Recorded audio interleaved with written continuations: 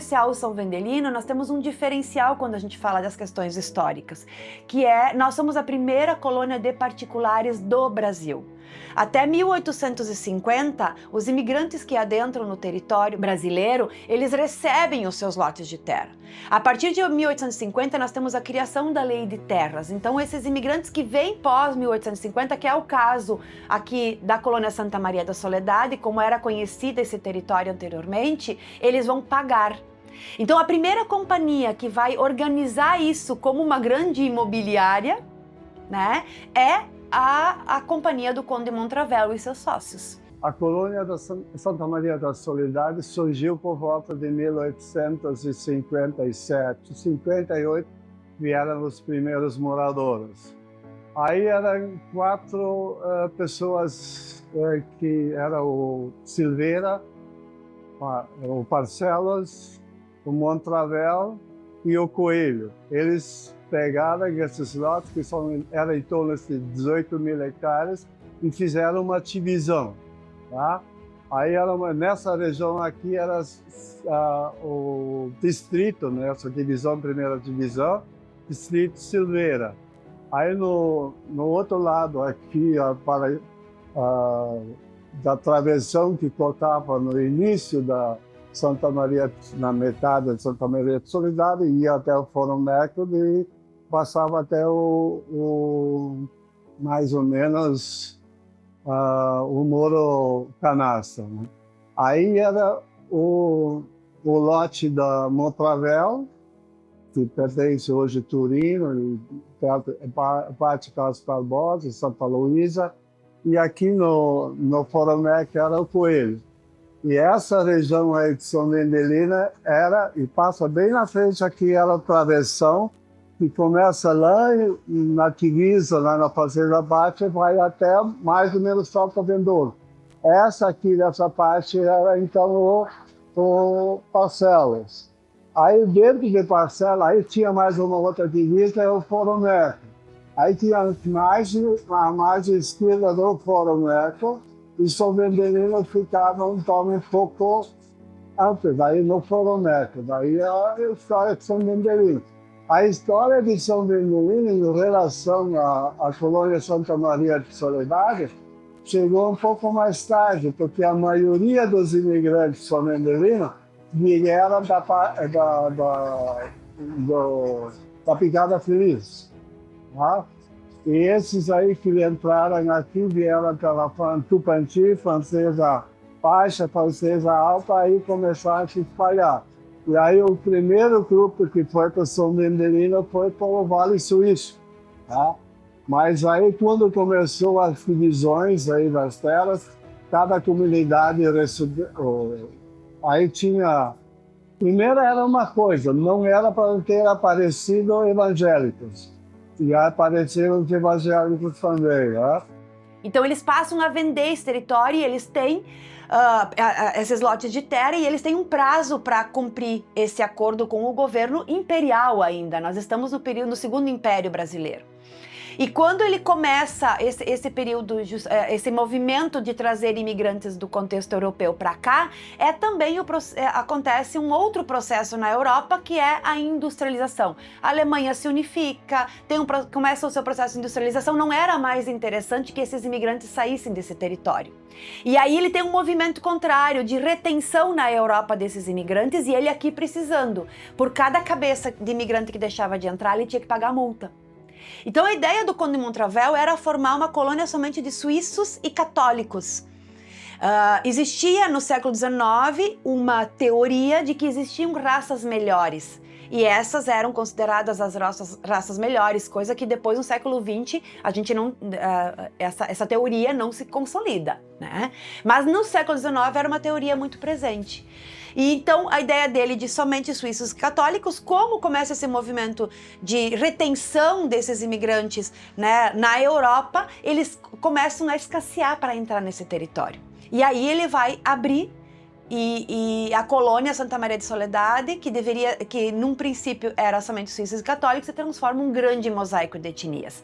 Então a gente tem uma presença aqui de franceses, de belgas, de alemães, a Alemanha já unificada, de suíços, de austríacos, que vai dar uma composição muito diferente do que ele tinha previsto inicialmente. E o mais interessante, que também é um diferencial de São Vendelino quando a gente olha os municípios da região, é a presença luterana. Então nós não temos somente católicos, nós também temos luteranos, evangélicos luteranos. Tanto que a igreja católica evangélica luterana é muito próximo aqui no centro da cidade. E vão ser muito importantes para o desenvolvimento local, porque ambas as comunidades, ambas as paróquias vão implantar escolas, vão construir igrejas, vão construir estruturas para a sociabilidade desses grupos e principalmente vão ter lideranças religiosas que vão ser muito importantes para o desenvolvimento social, cultural e econômico da região. Né?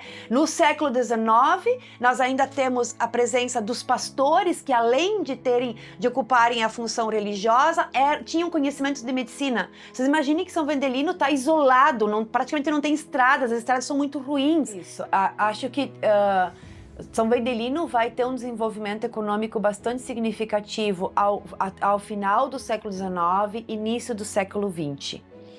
E aí nós vamos entrar num período pós década de 60, por exemplo, os moinhos vão deixar de existir, que eram importantes dentro do desenvolvimento local. Então, a gente tem uma política federal que vai atingir diretamente essa produção. A gente tem um empobrecimento significativo ao longo dos anos 70, 80, e nós somos, imaginem que a sede começa, né, a sede administrativa é Montenegro, depois São Sebastião do Caí, depois Bom Princípio. Ou seja, nós estamos na ponta mais distante de todo esse território. Então, com muita dificuldade das políticas públicas chegarem aqui na ponta. Então, ali no final da década de 80, Bom Princípio se emancipa em 82, no final da década de 80 há um movimento bastante forte de entendimento que nós precisamos começar com as próprias pernas, né?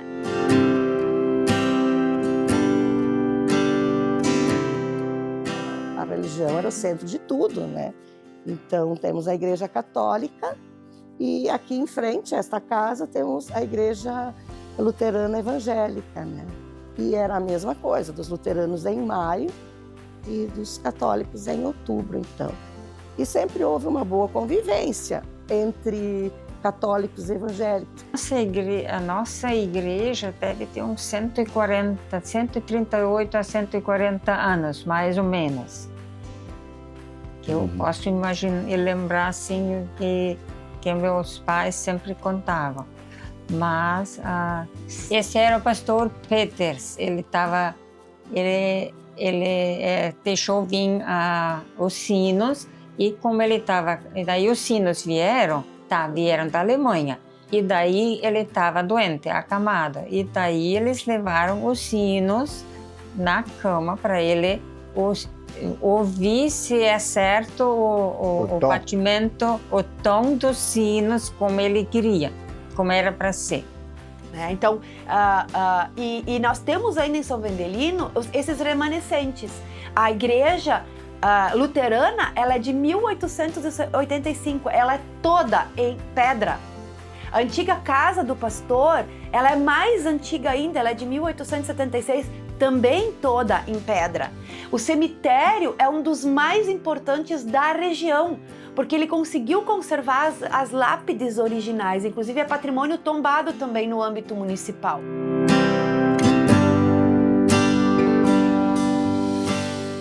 Professores eram pagos pelo Estado. Primeiramente era paroquial, professor pago pela comunidade católica. E depois entrou o estadual,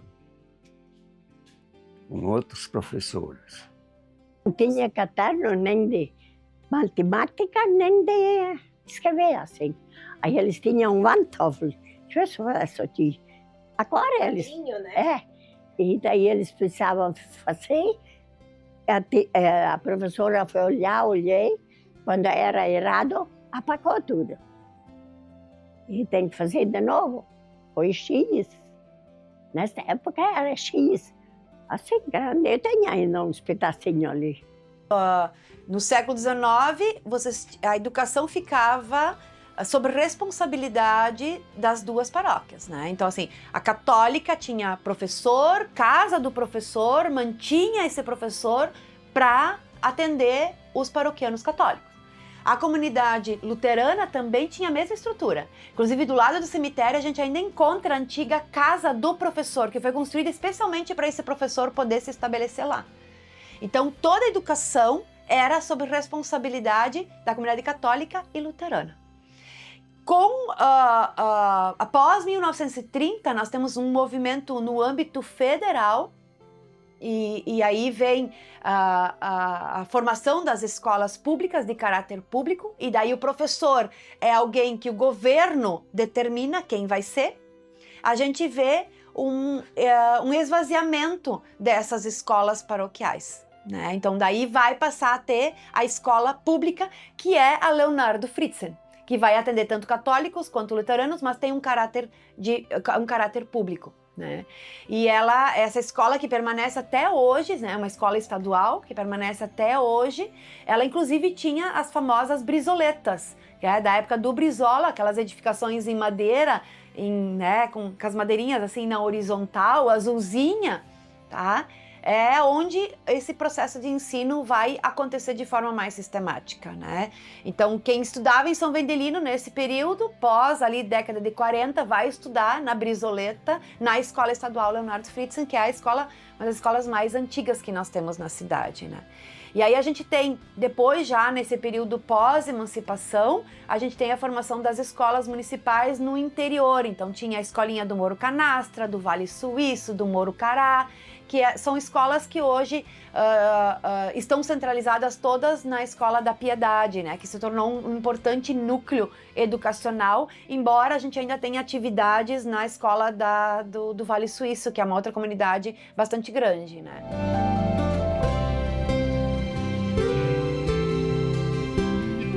Muito bem, então falar sobre a educação no município de São Vendelino é sempre um grande orgulho, um grande prestígio, porque carregamos marcas muito significativas, né, nessa nossa trajetória. Posso começar elencando a questão da educação infantil no município.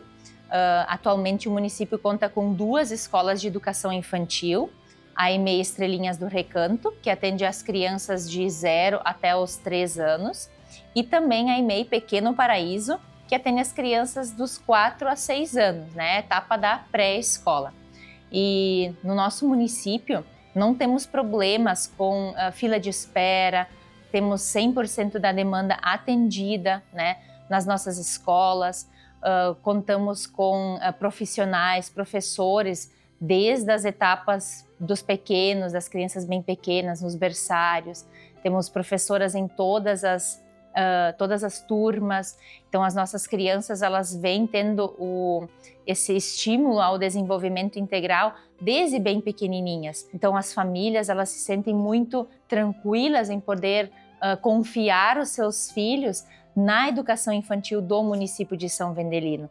Nossas escolas também recebem um olhar atencioso, são sempre bem organizadas, estruturadas, e isso também contribui a um dia a dia mais agradável, tranquilo, acolhedor, eu diria a palavra, né? Então, quando a criança se sente acolhida, a família se sente tranquila e temos os profissionais exercendo as atividades pedagógicas, todo o contexto funciona para que depois a gente tenha lá na frente esse êxito, né, no trabalho nessa etapa. Saindo da educação infantil, as crianças ingressam ao fundamental. Então temos a escola 29 de Abril, uma escola municipal do município, né, onde as crianças então cursam toda essa etapa, do 1º ao 9º ano. Também temos uma escola da rede estadual, que também contempla as crianças a partir do 1º ao 9º ano, e também a etapa do ensino médio. Então a escola estadual, ela é organizada pelo Estado, mas a gente sempre tem um olhar carinhoso. Afinal, são crianças do município de São Vendelino, então essa parceria ela sempre acontece, uma fala atenciosa com a equipe que coordena a escola estadual também. Então, essa atenção, né, essa parceria que a gente firma também visa a qualidade da educação dentro do município como um todo. Não posso também parar só nessa faixa etária, porque além do ensino médio que a própria escola estadual oferece, ainda existe a possibilidade dos alunos estudarem no Instituto Federal do Campus Feliz, que é próximo da nossa cidade. Então, muitos alunos acabam procurando fazer um ensino médio junto com um técnico, porque já traz uma habilitação a mais. E o que o município faz em relação a isso? Oferece todo o transporte. Então, da mesma forma como os alunos que optam por ficar estudando o ensino médio no município, aqueles que querem ir para fora dele, o município também tem esse aporte. Não só também no IFE, mas como muitas meninas, jovens também optam pelo magistério. Então, isso também é bom, porque a nossa profissão precisa seguir, né? A gente precisa ter novas pessoas integrando as equipes logo mais. E falando novamente um pouco da escola da rede municipal, ali a gente também conta com um quadro seleto de profissionais que trabalha desde as turmas iniciais, 1º ao 5º ano. Temos oficinas para as crianças também, de música, de inglês, de alemão, artes. Então, tudo isso faz um complemento a esse currículo que a gente trabalha com as crianças, né?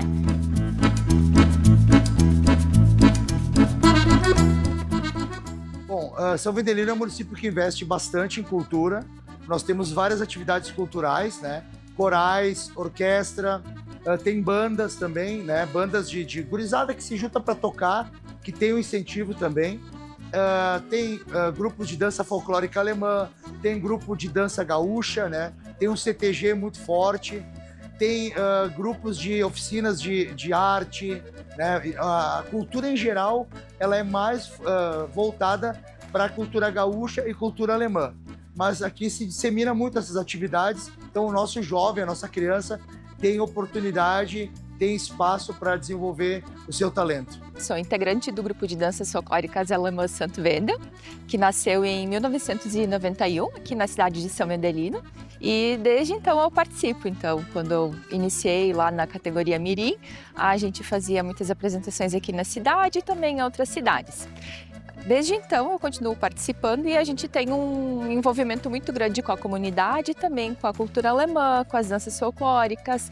E aqui eu quero mostrar para vocês o nosso pacto de irmandade com a cidade de Santo Wendel, na Alemanha, onde então, além de cultivarmos todos os traços de folclore, de dança folclórica, do legado que a gente recebeu através da língua alemã e das nossas construções, enfim, aqui da cidade, a gente volta também resgatando as tradições quando a gente faz as nossas viagens de intercâmbio cultural. Nós visitamos a nossa cidade co-irmã, Santo Wendel, por 4 vezes já. Então, em 2012, 2015, 2019 e agora em 2024 a gente também foi visitá-los. Fomos recebidos pelos alemães, né, os nossos co-irmãos, né, e ficamos nas casas das famílias, muito bem recebidos. E agora eles também retornam aqui, né, cultivando também esse pacto e mantendo viva essa ligação, então, com a nossa cidade co-irmã. O bolão surgiu aqui em São Vendelino, isso deve fazer em torno de vários anos, muitos anos atrás. Ele era no salão embaixo, ele era embaixo com 2 canchas, era esporte, e foram se modelando para disputar campeonato, foram fichados a Federação Gaúcha de Bolonistas. Então foram melhorando, fazendo melhorias. Nisso, é histórico para a Luterana e para São Vendelino, porque surgiu por um pastor aqui. Então, com a nossa chegada em 2017, nós percebemos inclusive eu percebi, que estava sendo um bolão, tinha sido ficado para trás as nossas canchas, comparar com outras do estado. Aí surgiu a opção de 4 canchas para o quê? Para disputar campeonatos também. Mas, inclusive, com a participação de todos os munícipes. O Poder Público injetou também. Hoje, nós temos 4 canchas, com muita luta, com muita garra. Tanto que se nós olhar aqui, ó, 2019 surgiu a pandemia. Como é que vamos fazer? 540 metros de área em andamento, como é que nós vamos fazer? Vamos persistir. Hoje nós temos tudo que nós temos. Ela está entre as melhores. Claro que nós não podemos comparar com associações, agremiações de 100 anos de existência, porque ali gera muita... Mas está entre uma das melhores. Tanto que recebemos final série ouro em 2021, recebemos juniores, final de campeonato estadual. Ano passado nós recebemos feminino. Esse ano veio série bronze aqui. Bom, eu me chamo Davi Dessotti, sou maestro da Orquestra Municipal de São Vendelino desde 2021, né? Eu comecei esse trabalho em 2003 e trabalhei até um período e a gente retomou esse trabalho após alguns anos, né? Então já estou desde 2021 aqui formando músicos, né? A gente está sempre renovando a orquestra.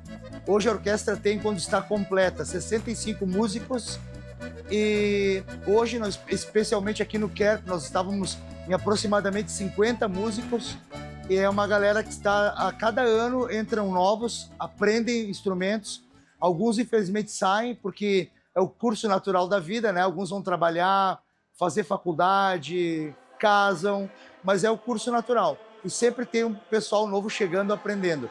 Tem uma escola de música que funciona da orquestra, que forma novos músicos a cada ano. Vendo essa animação e eles cantavam bastante em alemão também, né? E eu escutava e eu fui gostando da música. Isso estava assim enraizado dentro de mim. Então, muito nova, eu tinha apenas 11 anos quando eu fui convidada para fazer parte do coral da Igreja Católica. Então, eu aceitei e logo eu me destaquei, que o professor que nos ensinava lá, o dirigente do coral, ele logo me colocou, eu tinha uma voz boa para a segunda voz, na época que hoje é o contralto, né? Então, eu me destaquei muito e eu estou cantando até hoje.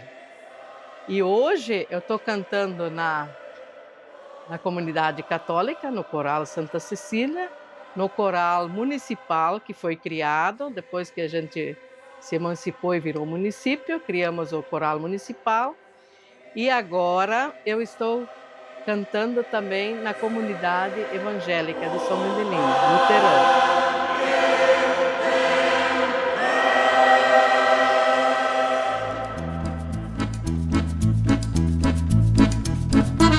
O KERPfest, ele é uma festa que nasce logo depois da primeira emancipação. A gente viu isso acontecendo em vários municípios, a implantação de festas características da identidade local. E o KERP, ele é uma festa típica alemã e que se transforma, que sempre acontece, né, na festividade do padroeiro da cidade, que é São Vendelino. Então ele nasce como uma festa católica, mas em São Vendelino ele tem essa característica de envolver também os evangélicos luteranos, porque dia 21 de outubro é a data do padroeiro, mas dia 31 de outubro é o dia da Reforma Protestante. Então, na verdade, a ideia sempre foi envolver essas duas comunidades, a católica e a luterana. E uma festa que acontecia no âmbito das famílias passou a ter uma dimensão de cidade.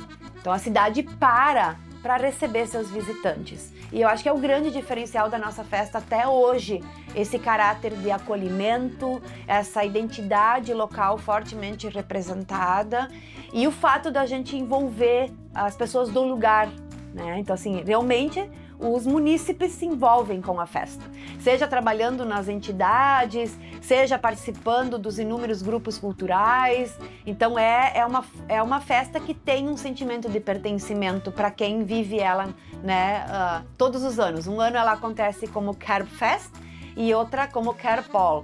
O ball seria o baile, né? Então ela vai se intercalando nesse formato ao longo dos anos. Que nem outubro. Eu quero. Certo. Depois eles levaram o padroeiro, a nossa paróquia. O carro era em outubro. E eles vieram tudo no carro lá, com cavalo. Os avós, bisavós. E meus filhos, eu também estava lá.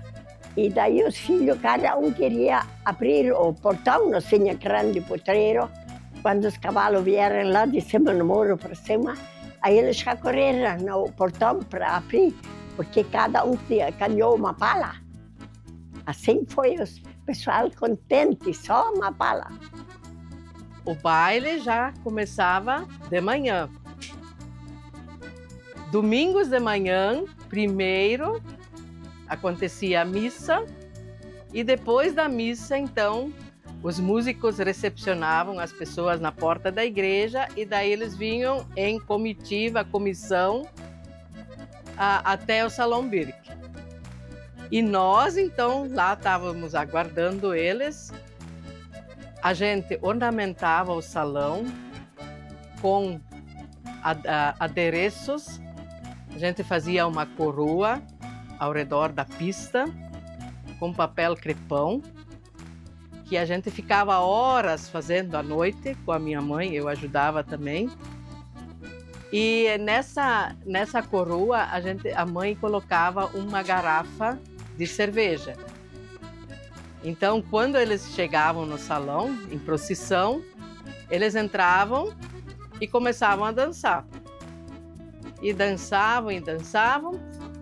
E quem arrancava aquela garrafa, eles se tornavam um destaque naquele querpo, sabe? Naquela dança ali. Então ele arrancava a garrafa com a cerveja e nessa garrafa tinha uma flor. E essa flor ele colocava no paletó dele para então dançar. Então ele se destacava em meio aos outros. E nesses bailes de querpe, ele começava, então, depois da missa, até as 2 horas da tarde. Às 2 horas da tarde, então, o pessoal, todo mundo ia para casa, 1h30, 2 horas, eles iam almoçar, porque eles tinham a festa dos querpe nas suas casas, nas residências, né? E à noite, eles retornavam para o baile. Então, lá pelas 6 horas, 6h30, começava o baile. No mercado dos meus pais, tinha muitas fazendas também. As pessoas de hoje não conhecem mais por fazendas, são tecidos. Eram peças inteiras, enormes, de fazendas, né? Onde as pessoas escolhiam para roupa de cama, para roupa de semana, como se dizia, para roupa de domingo, roupa de missa. Tinha toda essa variedade de nomes, né? E tinha o baile de Kerb, né? Que as pessoas então faziam aquela roupa melhor. Era o dia do ano que as pessoas ganhavam roupa nova. Geralmente, as próprias donas de casa, as mães que faziam, todas as mulheres tinham, a maioria tinha máquina de costura em casa, então faziam uma roupa nova para os seus filhos. E quem tinha um pouco mais de condições ia na Dona Olga Seibert, ia em alfaiates, em costureiras, né? Então, o baile, antigamente, vinha muitas famílias de longe, né? Era um momento onde se encontravam. Então, a hospedaria também servia para alojar essas pessoas que vinham de longe, né? E o baile geralmente durava 2, 3 dias. As pessoas não vinham de longe para ficar um dia e voltar no mesmo dia. Então, elas ficavam vários dias. Por isso que acontece o requer. Antes delas irem embora, elas davam mais uma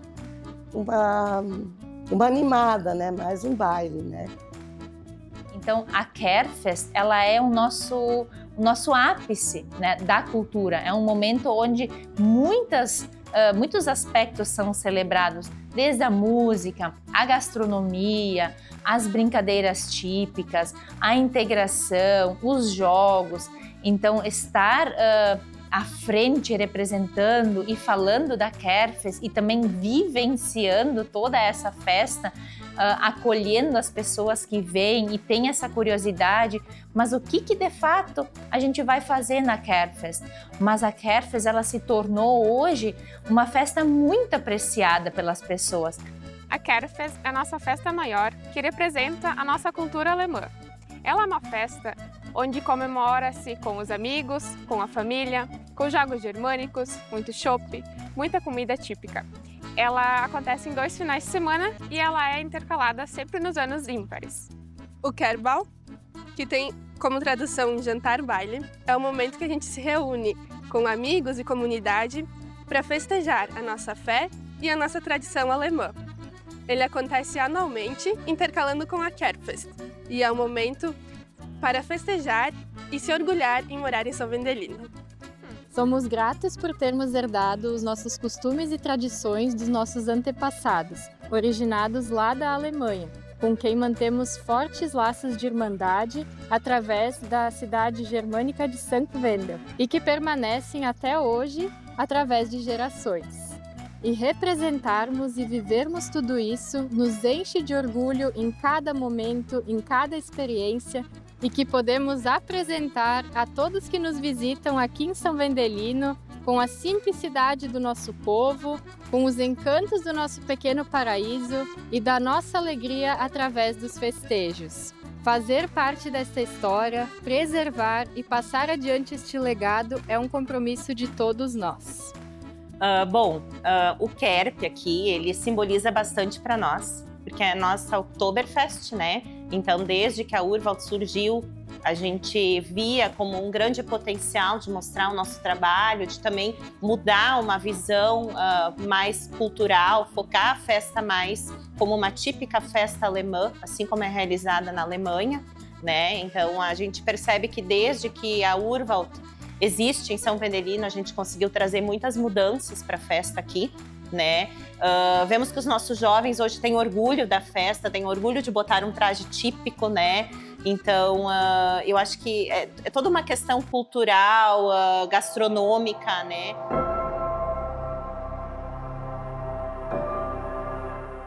Antiga Cooperativa de Laticínio São Vendelino, Cooperativa Real. Essa cooperativa foi fundada em 1945 e até 1960 ela já tinha mais de 250 associados. Na época, ela tinha marca registrada e vendia seus produtos para a capital do estado, como por exemplo queijo, a nata, a manteiga, que na época era algo muito procurado, né, pelo comércio. Também ela aproveitava o soro. Como a gente pode perceber, estamos perto de uma área que fica perto do leito do Arroio Foromeco. E isso foi estratégico, essa localização, porque todos os moinhos de São Vendelino chegou a ter em funcionamento mais de 5 moinhos fortes que faziam tanto a moagem do milho como eventualmente de trigo, eram descascadores de arroz também, e eram em torno dos moinhos que girava a economia de São Vendelino e que as pessoas vinham de diferentes localidades para fazer a moagem dos seus produtos e acabavam comprando também outros produtos que precisavam em casa, por exemplo, o açúcar, o café, o sal, que eram produtos que eles compravam também nas vendas. Olha, esse moinho, eu acho, como temos uma data aí, é 1888, quando foi feito o moinho. Isso aí é o único dado que nós temos aí, é esse aí. E depois, de 88 para 1919, até esse tempo funcionava. Eles fizeram ainda, através de fazer farinha de milho, fizeram ainda óleo de girassol e de amendoim. Isso era bem fundo. Isso aí agora encheu de terra aí. Eu fiquei sabendo quando às vezes tinha bastante água, o formeco já não funcionava, porque a água levantava, subia, aí a roda ficou parada. E depois daquela época não era que nem hoje. Era tudo aqui, porque nem aqui, né, por em roda, aqui, depois no formeco tinha a produção, aí vinha, depois aqui tinha armazém junto, a gente comprava feijão para aqui, e tinha, depois entrou soja entrou aqui, a soja tinha que levar para São Rico, Esteio. Nós levava direto para o pessoal colhia aqui, mas feijão também. Ela girava e fazia lá por dentro, tinha as engrenagens, embaixo tinha as correias, então fazia movimentar o moinho, né? Porque naquela época não tinha luz, não tinha nada. São Vendelino, e depois São Vendelino, naquela época, São Vendelino, quem entrava em São Vendelino tinha que sair por São Vendelino. Aqui para cima, mala carroça, lá para Barbosa é a cavalo. E outra saída, não tinha que voltar de novo. E aqui então, aqui tem as datas então aqui, ó. Então, também que uma mulher trouxe de Barbosa, esse aqui é o milho que ela trouxe, porque eles plantam na horta. Muita gente transgênicos não querem, nós plantam na horta, que não é transgênico, trazem aqui e tem que fazer a farinha deles ali, do mesmo milho. Antigamente, quando eu cheguei aqui, tinha 12 ou 13 moinhos funcionando, de Bom Princípio até Farroupilha e Barbosa. Naquela época, né? Então, aqui que no Formeco, lá para Santa Clara, o rio tem muita queda, então tinha aqueles moinhos tocados a roda d'água, né? Esse aqui é o moinho, essa parte. Aqui tem duas pedras, depois eu vou mandar funcionar. Tem duas pedras, uma pedra aqui embaixo e uma aqui de cima que ela vira. E o milho vai lá em cima, ele cai dentro, depois sobe ali e lá, então ele tira a casca da farinha. E depois essa farinha moída a pedra colonial, não digo só o meu, se tivesse outros, essa única farinha que é integral.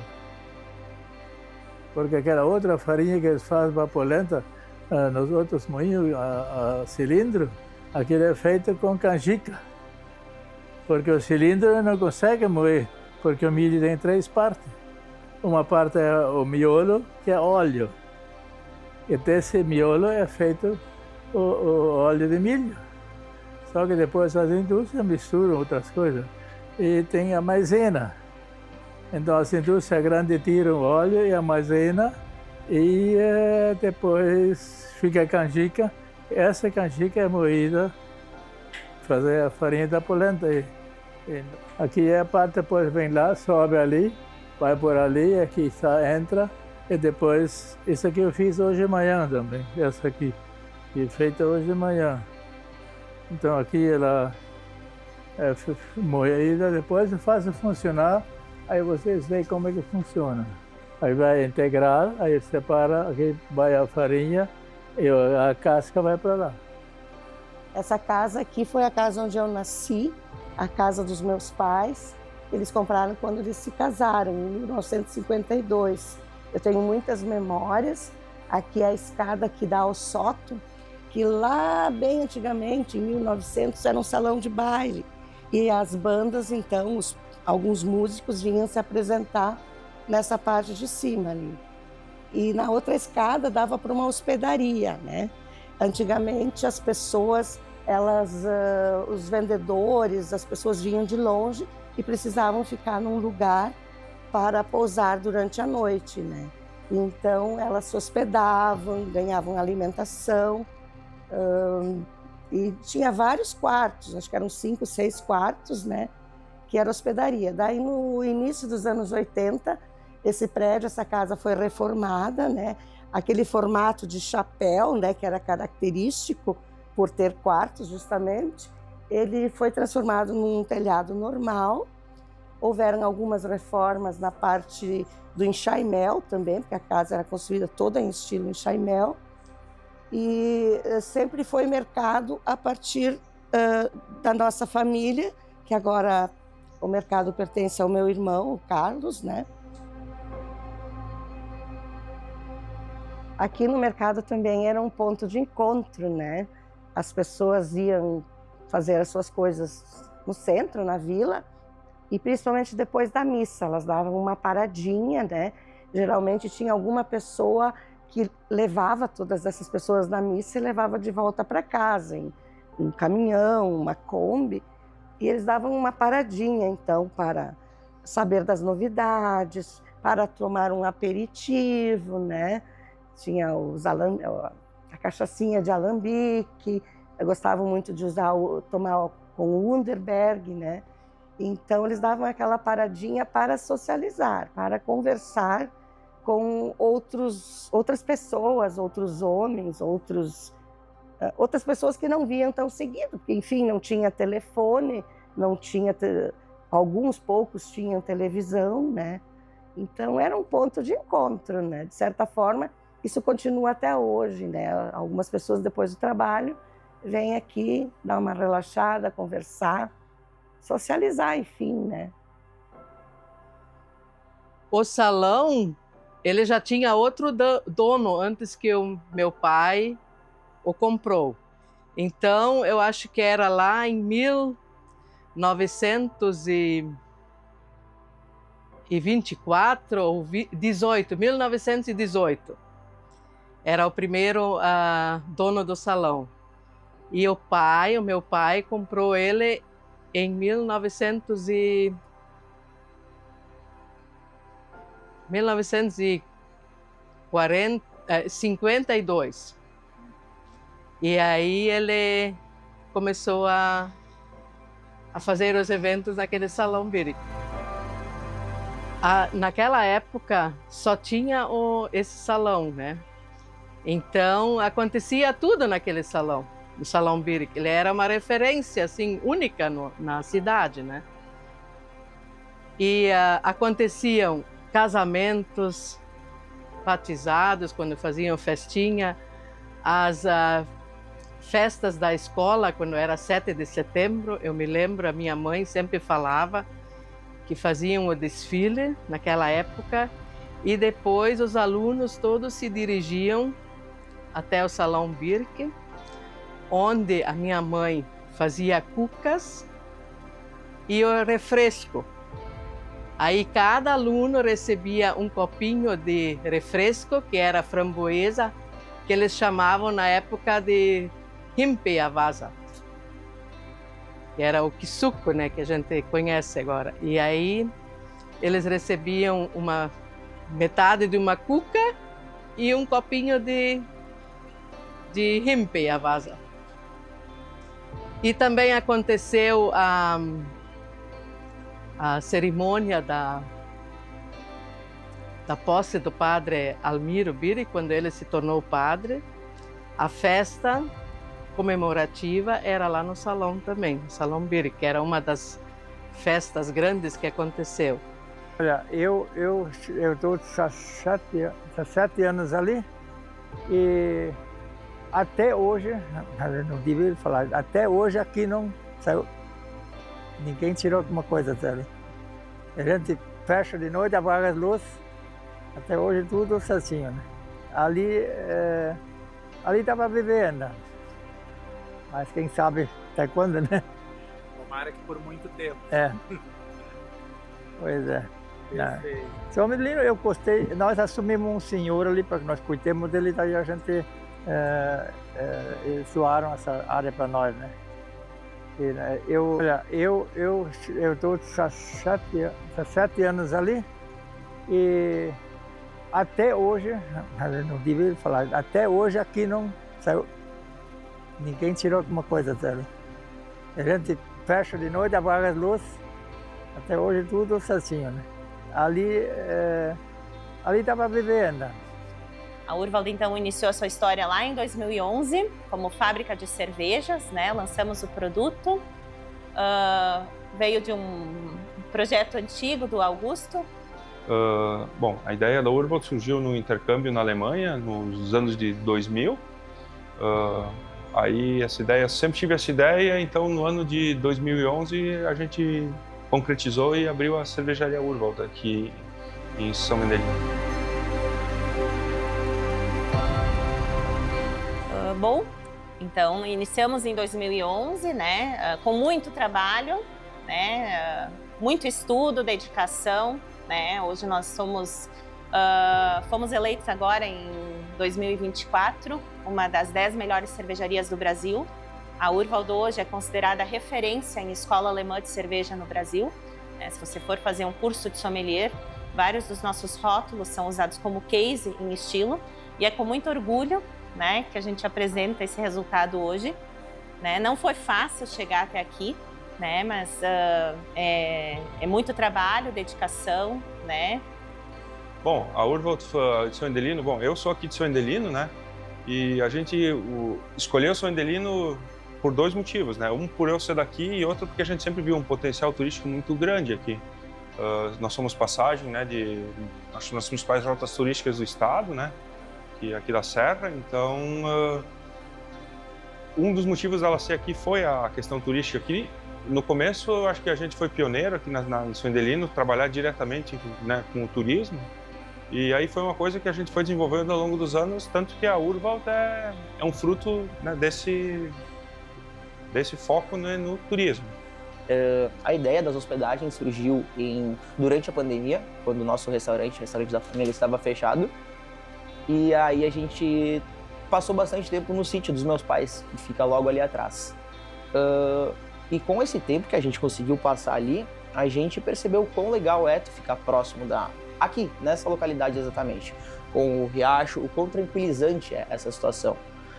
E com o Instagram, essas ferramentas digitais, comecei a pesquisar sobre possibilidades de hospedagem diferente, e aí me deparei com as hospedagens no estilo A-frame, essas cabanas nesse formato. E eu pensei acredito há mais tempo nisso, que São Vendelino, a nossa região aqui, é uma região que tem um potencial turístico enorme, tem sido bem legal, tem sido um trabalho gratificante. Eu acho que eu gosto muito de trabalhar aqui, porque a gente consegue proporcionar uma experiência legal para as pessoas que confiam no nosso trabalho, que vêm até aqui, e a gente tem um livrinho com as informações na chegada, que o pessoal vem, e o manual da cabana, a gente chama, né? Como fazer fogo, o uso da banheira, a TV, sem internet, esses detalhes assim. E a gente também tem o check-out, o livrinho da saída.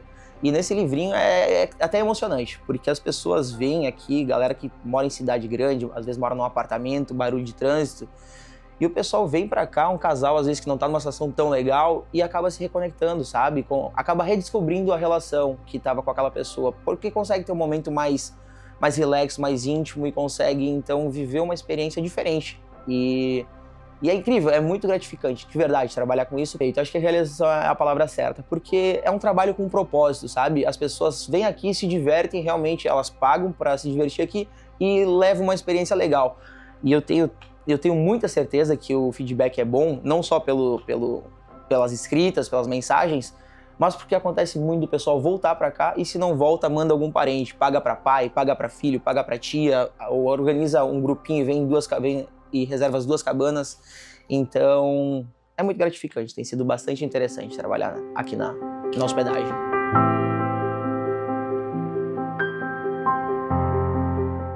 Desde sempre, né? Eu nasci, cresci, moro aqui em São Vendelino, e para mim é o pequeno paraíso, de fato falando.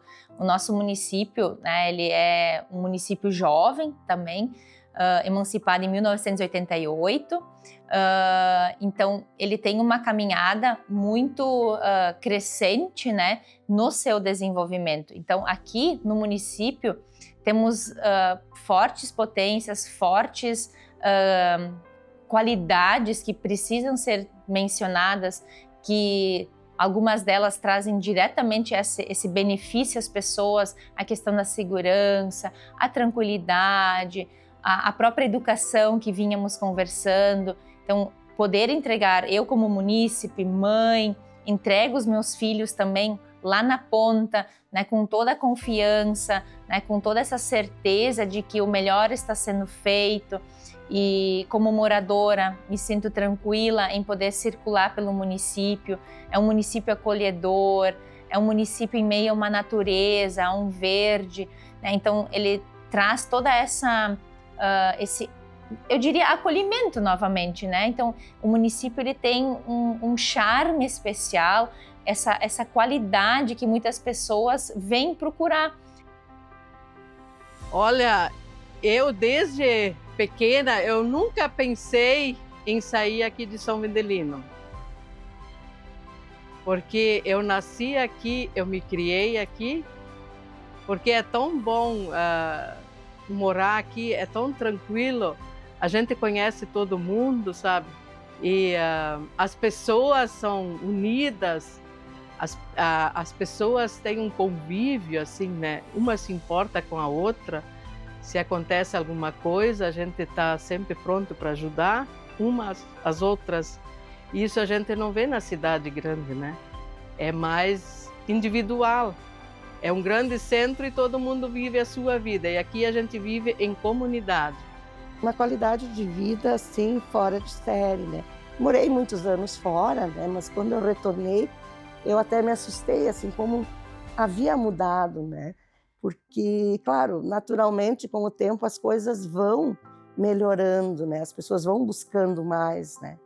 Mas morar aqui hoje, uma qualidade de vida muito boa, né? Trabalhei mais de 20 anos como professora de educação infantil, do ensino fundamental, né? Criei minha filha aqui, muita tranquilidade, a natureza belíssima. Antigamente tinha a represa logo ali atrás, ainda temos só ruínas, tínhamos o moinho, tínhamos o campo de futebol, a gente chamava de Campo do Elemar, isso quando eu era criança. E agora, então, nos últimos anos que eu vim morar aqui, então, cada vez mais as coisas vão melhorando, mas a natureza continua, né? Acho que o slogan já diz, né? Um pequeno paraíso. Então a cidade aqui ela tem um forte potencial turístico, né? Ela é um charme aos olhos de quem vem, né? Então a gente escuta isso aqui diariamente, né? As pessoas ficam encantadas com São Vendelino, né? É uma cidade pequena, acolhedora, charmosa, né? Cortada por um arroio, né? Então ela lembra muito as pequenas cidades na Alemanha, né? Somos uma cidade de pessoas trabalhadoras, pessoas determinadas, pessoas, exemplo de pessoas, pessoas esforçadas. Eu acho que com qualquer pessoa que tu falar, São Vendelino, trabalho é uma coisa que está presente na nossa vida desde a infância, né? Fomos ensinados desde muito novo a isso. São Vendelino é uma cidade de desenvolvimento, espero que siga desenvolvendo de forma ordenada, qualidade de vida é excepcional, temos posto de saúde que funciona bem, temos educação, creches funcionam muito bem, temos restaurante, turismo está sendo desenvolvido agora com algumas parcerias que estão surgindo. Eu acredito que São Vendelino está no caminho certo, eu acredito que temos um futuro brilhante pela frente. Aqui em São Vendelino é muito legal de se viver, é muito bom também, e essa parte cultural está sempre bem integrada, tanto em relação ao município, como também em todos os que frequentam o grupo de danças. Depois também tem outras vertentes, né, CTG, enfim, essa parte cultural é sempre bem interessante, e a gente gosta muito de cultivar essa parte cultural através das danças, né? A gente vê que, às vezes, a gente visitando os alemães, a gente percebe que eles acabam perdendo essa parte da dança folclórica, porque não é mais mantido. E a gente continua mantendo, então, desde 91, então, que a gente iniciou o grupo de danças através das atividades do KERP, a gente consegue manter viva essa relação de dança, de festa, de cultura alemã, essa irmandade, esse cultivo através do KERP, dessas festas de KERP, onde as famílias se reúnem, onde a gente se integra com a comunidade e também com os nossos amigos, conhecidos e também os familiares. Trabalho em várias cidades, né? Viajo muito, mas eu não abro mão da qualidade de vida que nós temos. A minha casa não tem cercas, a gente sai na rua, consegue cumprimentar as pessoas, conhece todo mundo, os vizinhos um cuida do outro, tu vai viajar, pode deixar que eu cuido da tua casa. Então a gente tem um sentimento de de acolhimento, de tranquilidade. Final de semana eu adoro poder botar um tênis e sair caminhando, fazer as minhas caminhadas, dormir com tranquilidade, sem muito barulho de carro, sem barulhos externos, acordar de manhã ouvindo os passarinhos cantar, porque a gente tem árvores ao lado de casa, tem muita vegetação ainda. Então, viver em São Vendelino é ter qualidade de vida.